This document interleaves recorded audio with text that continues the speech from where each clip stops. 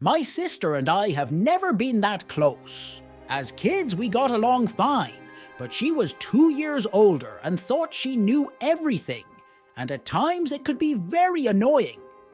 As teenagers, we didn't interact that much in our early 20s. We tried to be closer, but she was a bit of a nit-all and looked at me as someone much younger than her, instead of a sister with only a 2-year age gap.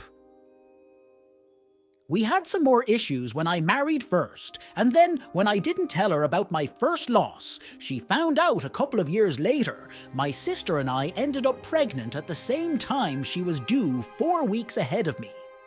2 days before she gave birth, my baby didn't make it. She showed up at the hospital and offered her support, but was insensitive. She told me to focus on the positive and that her baby was due any day and would be alive in a celebration for the family she showed back up in my hospital room the day her oldest was born, which was 3 days after I lost mine. I asked her to please leave, but she didn't, and she told me being around my niece would help me heal. My husband had to call a nurse to get her out. I was so broken that I couldn't be happy to see my niece for the following 2 months. My sister tried really hard to get me to spend time with her and her oldest and focus on them. She had 3 more daughters in the years that followed.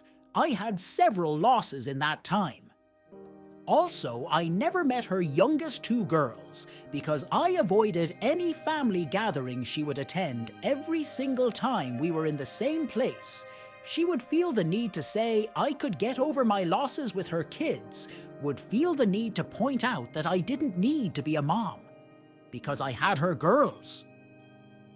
I asked her to stop, my husband asked her to stop, and our brother asked her to stop. She would not stop. She got more insensitive as time went on. She told me I shouldn't be capable of holding so much sadness and grief when her children were in the world. I couldn't emotionally handle it. The whole thing was too much for me. It drove me crazy. I snapped at her once and she acted like I hadn't, and proceeded to let me know that her kids should be enough for me with a lot of help. I became pregnant again at the start of this year, and my son was born. Not too long ago, my sister took it upon herself to show up and tell me I missed out on a decade with her kids. And how could I justify not knowing my flesh and blood, especially when I finally got what I wanted? She called me selfish.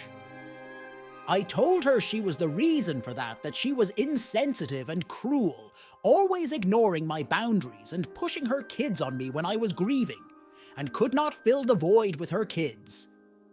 She told me her kids are more than good enough, and how dare I accuse her of being at fault, and I'm the selfish one, so am I the idiot, OMG. Well, next time you can tell her what she doesn't know is that her kids aren't special to you and will never replace yours, that you hope they're enough for her, because it looks like she's trying to get your validation that they're good enough. You are not the idiot, and better cut contact with her unless you want your kid to suffer her behavior. She will surely tell your kid her children are better than your child. He's not good enough. You're selfish because of him. Oh, are you kidding?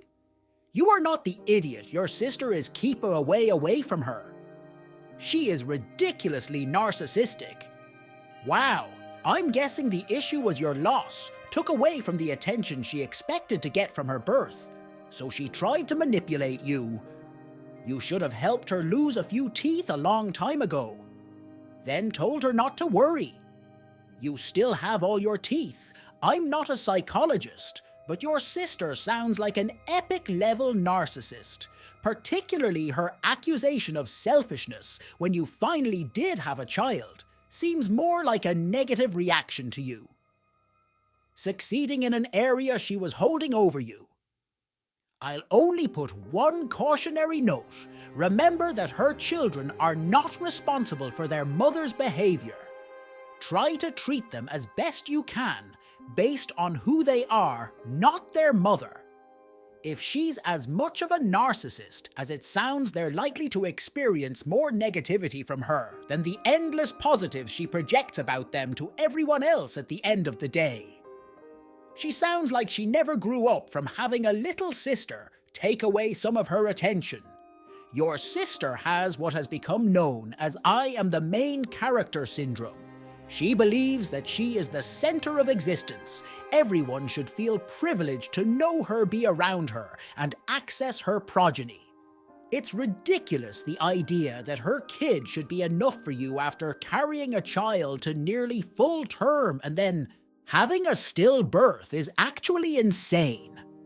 I'm so glad you now have a child of your own, and please don't let your sister ruin it. It is a shame that you don't have a relationship with her children. But I do agree that if facts are how you laid them out, your sister, is the reason she's reaping what she sowed. At this point, my boyfriend is female to male transgender. We're both 26 now and have been together since we were 17. We went to the same primary school, the same high school. We've known each other almost all our lives and fell in love. Young, I've been out as bi since high school. My boyfriend, before transitioning, was out as a lesbian since high school too.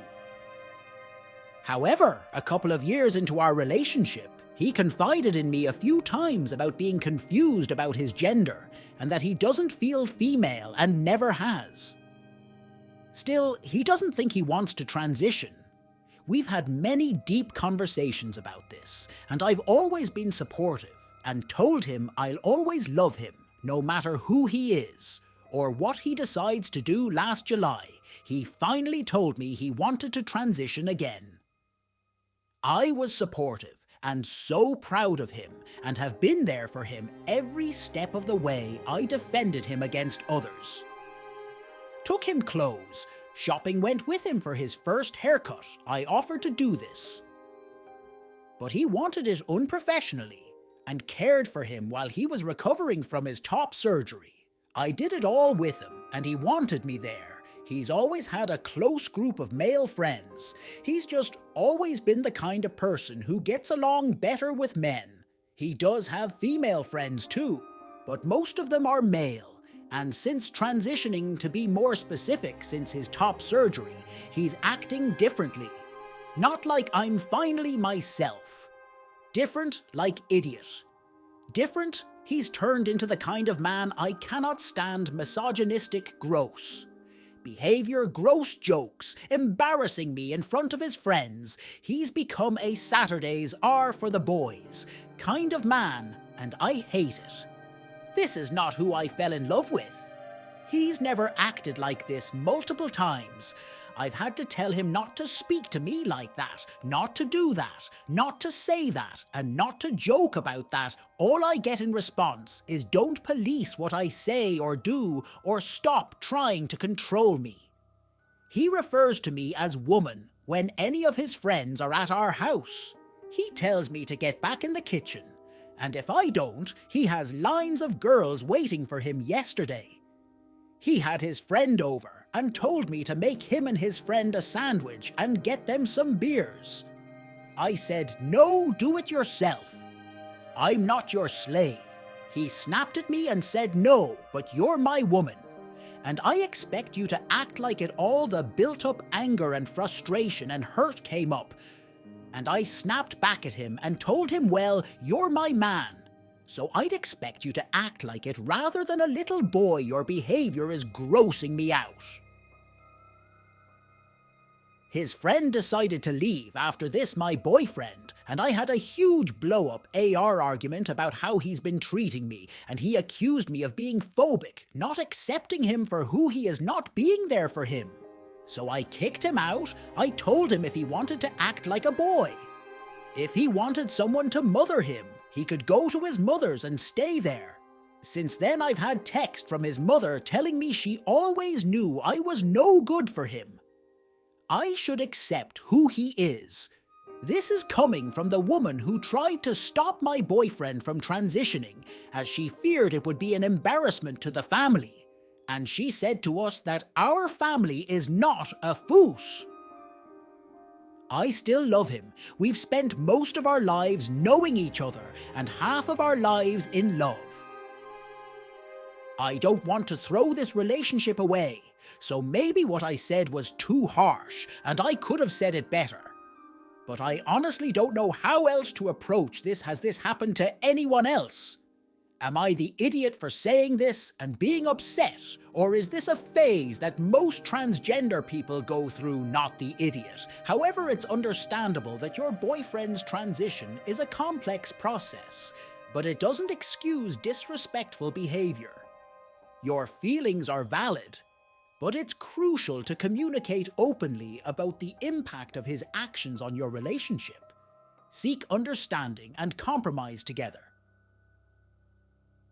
And consider professional guidance for both is needed. Well, she isn't phobic, she just doesn't like misogyny. It's amazing how these labels are weaponized to allow people to get away with crappy behavior without criticism. But yeah, if a rational discussion does nothing to change his behavior, leave you just serve a relationship that doesn't tear you down at every opportunity. Darling, you're not throwing anything away, he is.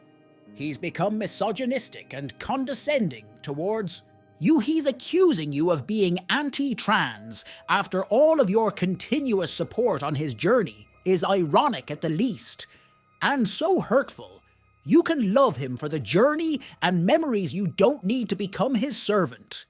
He's become something no woman wants to be with, which is twisted.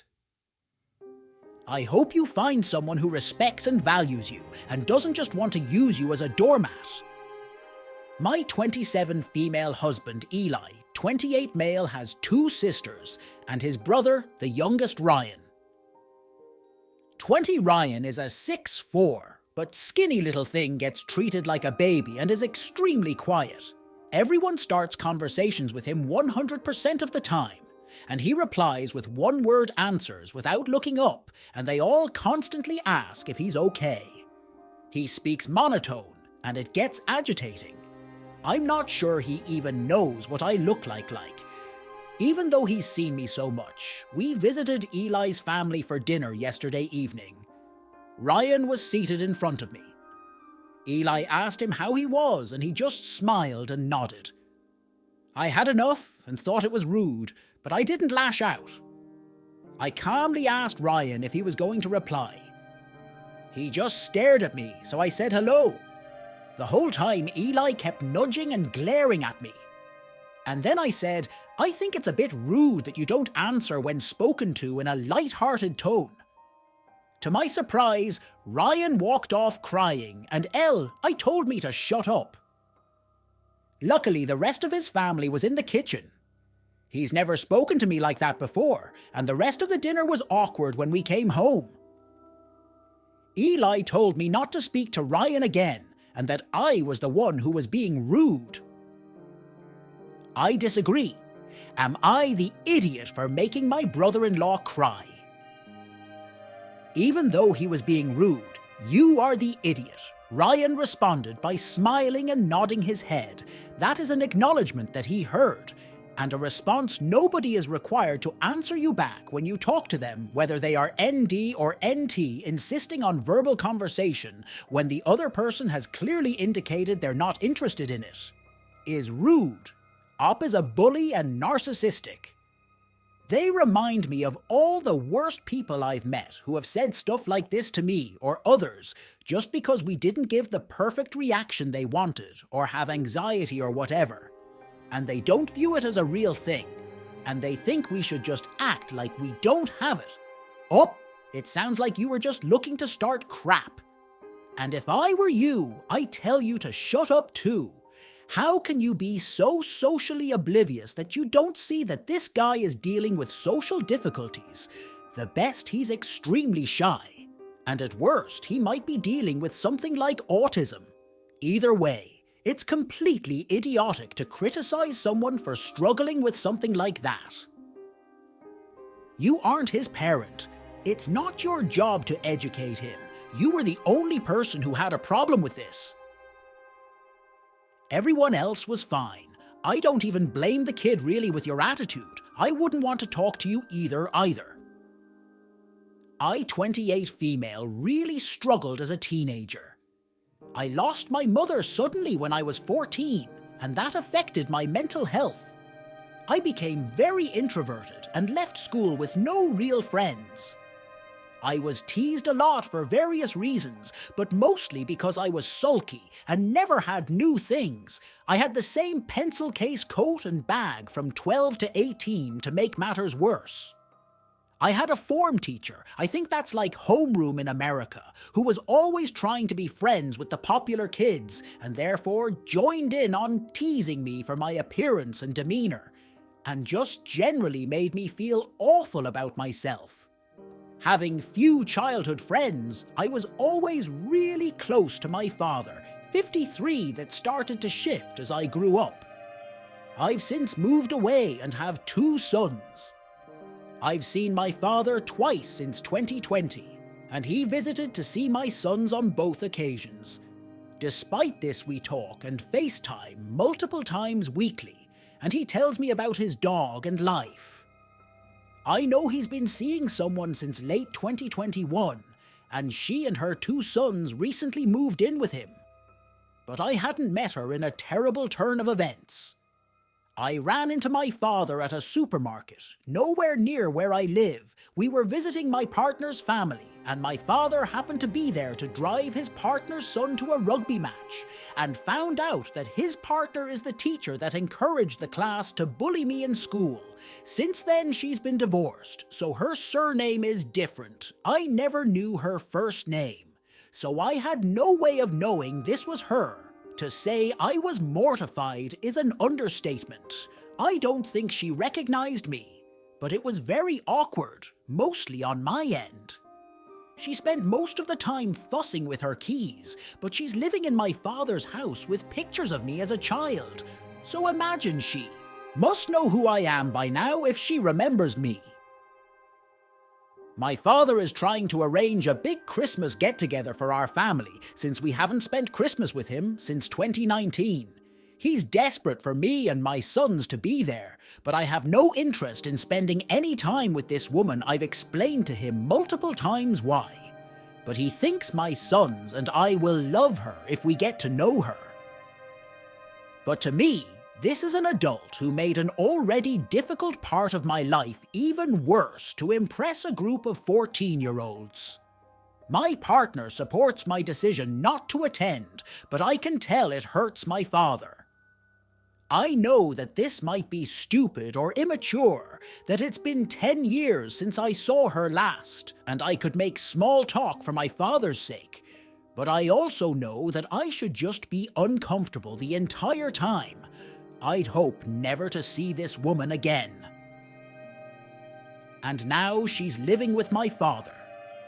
I know I should probably grow up and make peace with it, but whenever I think about seeing her, I just remember how awful she made me feel for 4 years as a grieving teenager. My father says not to dwell on the past, but I just don't think this is something I can forgive.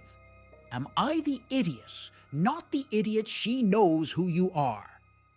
She recognized you. Your father would have told her all about you. I wouldn't let her around my children either, and I wouldn't be uncomfortable at dinner for the sake of your father. You did that for 4 years, and he wants you to do for 20 plus more. Heck, no, I agree her fumbling with keys to get away wasn't a coincidence. I can't imagine if she didn't know who you were and realized this was the first time to meet and make a good impression on her partner's daughter, that she would have made more of an introduction of herself to you. She was avoiding you because she did and didn't want to face you guilty. Conscience, really? I can't see a way past this to heal without starting with an apology from her, an acknowledgement of the hurt her role caused you. I also feel like your dad has been, and continues to be, negligent of your feelings, both back then and now.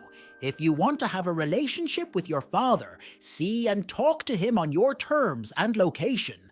If that doesn't work for you, cut him out of your life.